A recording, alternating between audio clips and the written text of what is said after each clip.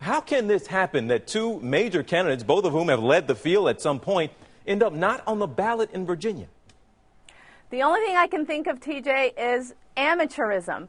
And it's so interesting, I think, and appalling, frankly, that somebody like Newt Gingrich, who, as you know, has been a career politician, has been in this town for decades.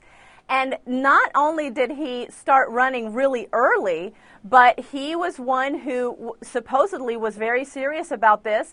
You know, he didn't surge at the beginning, but he had a recent surge. You would think that somebody like him would be prepared to actually show up on the ballot in all 50 states, especially the state where he lives. So this is appalling. I think it's a big deal. You know, the nomination, if you want to win it, it's all about delegate selection. It's all about getting to that magic number of delegates to win the nomination. You count out a state in a race like this, and it could be over for him. Well, Linda, she's talking about practical implications there. I mean, things that really could show up, talking about delegates. But can it turn people off, maybe even donors who are looking at this guy, Newt Gingrich or Rick Perry, and saying, wait a minute, you can't get it together? Is this amateur hour? Is this the guy I really want to be supporting?